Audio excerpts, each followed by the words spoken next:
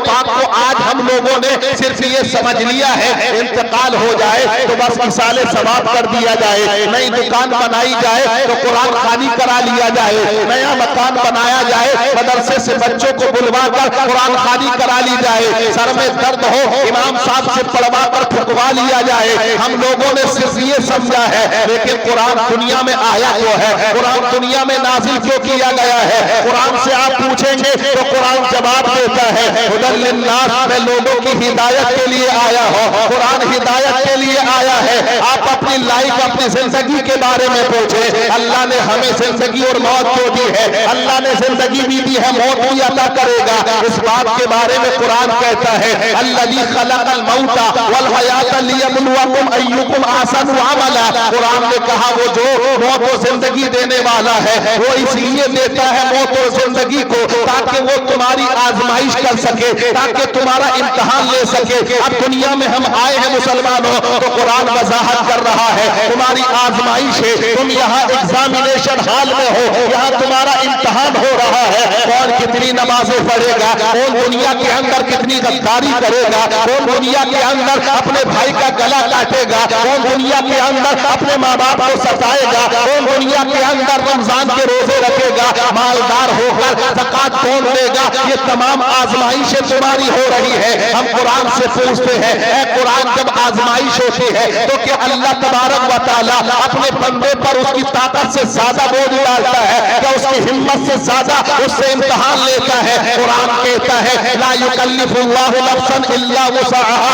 अल्लाह किसी जान पर उसकी ताकत से ज्यादा बोझ नहीं डालता है, इतना ही डालता है जितने को वो बर्दाश्त कर सके। हज़रात तो आप समझ लीजिएगा। अब कुरान से हम पूछते हैं, ऐ कुरान ये परेशानियां क्यों आती है, ये तकलीफें क्यों आती है? आज ये पूरी दुनिया का मुसलमान आज इतना सताया क्यों जा रहा है, इतना रुलाया क्यों जा रहा है, इतना भगाया क्यों जा रहा है? आज इसके घरों को लूटा क्यों जा रहा है? आज इसकी बेटियों की असमतों को तार तार क्यों किया जा रहा है? ऐ मुसलमानों, तो कुरान कहता है, वमा असाबकुम मिन मुसीबतिन फबिमा कसबत अयदीकुम व याफू अन कसीर। वो जो मुसीबतें आती है ना तुम पर, इस बात को कुरान ने कहा कि ये तुम्हारे हाथ जो कमाते हैं अल्लाह वही तुम्हें अता करता है। बहुत से गुनाहों को अल्लाह माफ कर देता है। अब हम कुरान से पूछते हैं, ऐ कुरान अगर परेशानियां आए, अगर तकलीफ आए तो इनको दूर कैसे किया जाए? तो कुरान कहता है, या बुनय्या अक़िमिस सलाह वअमुर बिल मारूफ वन्हा अनिल मुनकर वस्बिर अला मा असाबक इन्न ज़ालिका मिन अज़मिल उमूर।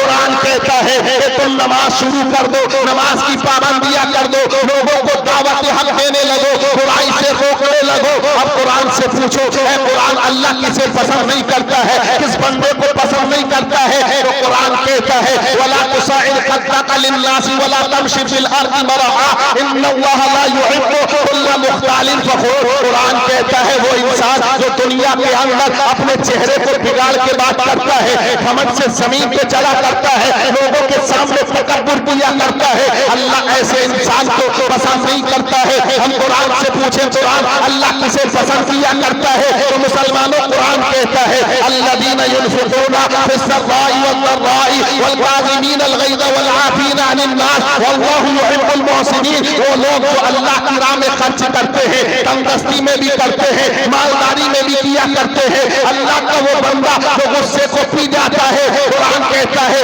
वल्लाहु युहिब्बुल मुहसिनीन। अल्लाह ऐसे बंदे को पसंद किया करता है। तो कुरान हमारी जिंदगी के बारे में, कुरान हमारी कब्र के बारे में, कुरान आखिरत के बारे में, कुरान कयामत के बारे में, कुरान जन्नत के बारे में, कुरान दोज़ख के बारे में। कुरान कहता है, तुम्हें जो पैदा किया वो फजूल पैदा नहीं किया है, बल्कि कुरान कहता है, वमा खलक़तुल जिन्ना वल इंसा इल्ला लियअबुदून। तुम्हें अल्लाह ने अपनी इबादत के लिए पैदा किया। तो मुसलमानों, अपने कुरान को ये मत समझना कि कुरान कुरान खानी के लिए नाजिल हुआ, बल्कि तुम्हें जिंदगी अता करने के लिए कुरान आया है। इसीलिए शायर कहता है कि सहरा में, जंगलों में, बयाबान में पढ़ो, अरे दुश्मन को ज़ेर करना हो तो मैदान में पढ़ो। अरे ये बेखबर मुजूमी तुम्हें क्या बताएंगे कल होने वाला क्या है, ये कुरान में पढ़ो।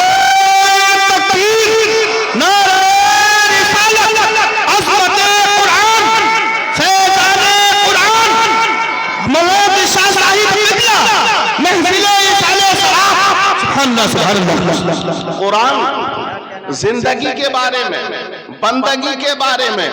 अब अगर साइंस वाला कहे कि साइंस के बारे में, तो पूरी साइंस कुरान में मौजूद है। टेक्नोलॉजी ने जो तरक्की की है वो लोहे पे की है।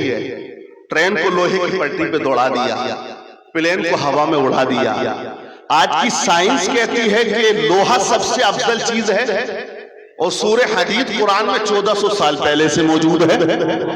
अरबी में हदीद के माने लोहे के आता है, तो लोहे के नाम से सूरत कुरान पाक में मौजूद है। तो जो साइंस आज कहती है हजरात, तो वो बात कुरान में 1400 साल पहले बयान कर दी है। इसीलिए तो डॉक्टर मोरिस ने जब फिरौन की लाश पे रिसर्च किया था कि ये कई हजार साल से आखिर दरिया में सड़ी क्यों नहीं, ये पानी के अंदर गली क्यों नहीं, ये जमीन के अंदर खत्म क्यों नहीं हुई, तो वो डॉक्टर मोरिस हजरात रिसर्च करता है। फिरौन की लाश जब निकल के आती है, आज भी अजाइब खाने में उसकी लाश रखी है। उसने बड़े बड़े रिसर्चदार को बुलाया, टेक्नोलॉजी का इस्तेमाल किया, मेडिकल का इस्तेमाल किया, लेकिन कोई दुनिया का डॉक्टर ये न बता सका कि दुनिया की लाशें जमीन में जाके सड़ भी जाती है, गल भी जाती है, खत्म भी हो जाती है। ये फिरौन की लाश क्यों खत्म न हुई? आखिरकार उसे कुरान उठाना पड़ा, और जब कुरान पढ़ता है तो कुरान में अल्लाह फिरौन की लाश के बारे में ये बयान फरमाता है कि हम तेरी लाश को आने वाले लोगों के लिए इबरत का निशान बना देंगे। तो वो जब बात ये चीज पढ़ता है और देखता है, तो वो कहने पर ये मजबूर हो गया कि दुनिया के अंदर अगर कोई सच्ची किताब है, अगर कोई अच्छी किताब है, तो उस किताब का नाम कुरान है। वो मैं खुद देखता हूँ, तो कुरान के मौजूदे को देखकर एक ईसाई डॉक्टर कलमा पढ़ के मुसलमान हो जाता।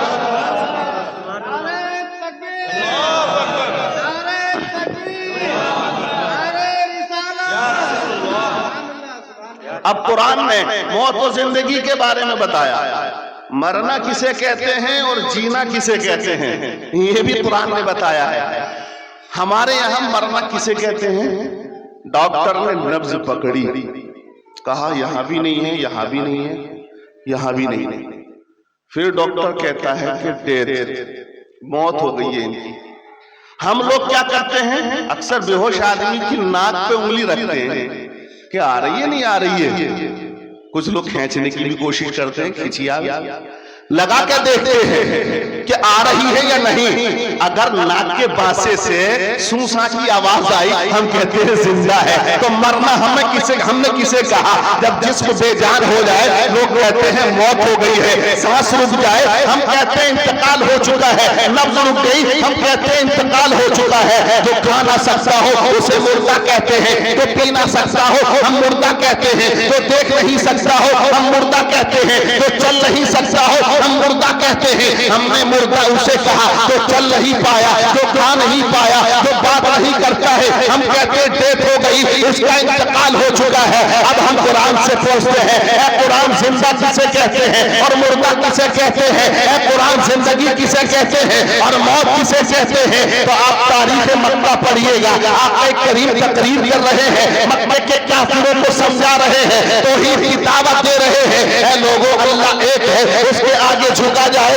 ये तमाम चीजें तुमने जो अपने हाथों से बनाई हैं, ये माबूदाने बातिला है, इनकी इबादत ना की जाए। ऐ मुसलमानों, आज तुम बहुत सुकून में हो, आज कलमा पढ़ते हो, आप पर कोई उंगली नहीं उठा रहा। उठाने वाले सोशल मीडिया पे आज उंगली उठाते हैं, लेकिन उस दौर को जरा याद करके देखो, आका करीम की मक्की जिंदगी को देखो। जब कोई कलमा पढ़ा करता था, मक्के के काफिर बीच चौराहे पर उसको खड़ा करके सताते थे, उस पर पत्थर मारते थे। हजरत बिलाल ने कलमा पढ़ा। आप देखिए तारीख में कि कौन सा ऐसा जुल्म है तो हजरत बिलाल के साथ न किया गया हो। गले में रस्सी का फंदा डालकर पहाड़ियों में घुमाया जाता था। मक्के के शरारती बच्चों को उनकी लगाम दे दी जाती थी, तमाम बच्चे उनसे खेलते थे। गरम गरम लेट पर उनको लेटा दिया जाता था, उनके सीने पर वजनी पत्थर लग दिया जाता था। आप देखें हजरत सुमैया ने जब कलमा पढ़ लिया है, अबू जहल ने गर्दन को पकड़ के पानी के अंदर डुबकी दे रहा है।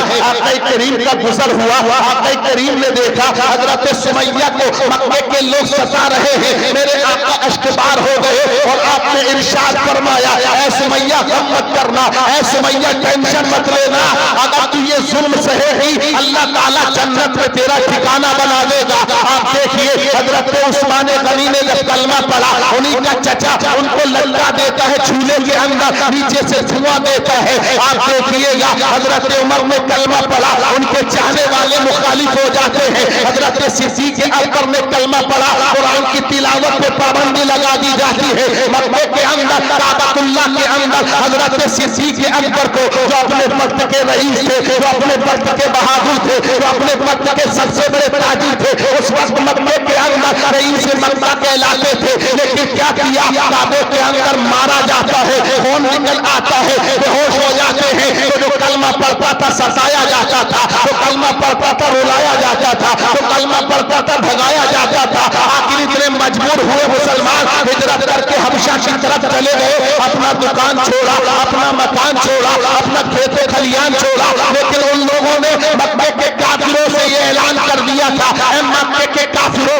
तुम चाहते हो तुम्हारे जुल्म को देखकर हम ईमान दे देंगे, हम अपना कलमा पढ़ना छोड़ देंगे। लेकिन उन्होंने ज़बान हाल से कहा कि मगर उस शाह अपनी जान की परवाह नहीं करते, खुदा से डरने वाले मौत से हरगिज़ नहीं डरते।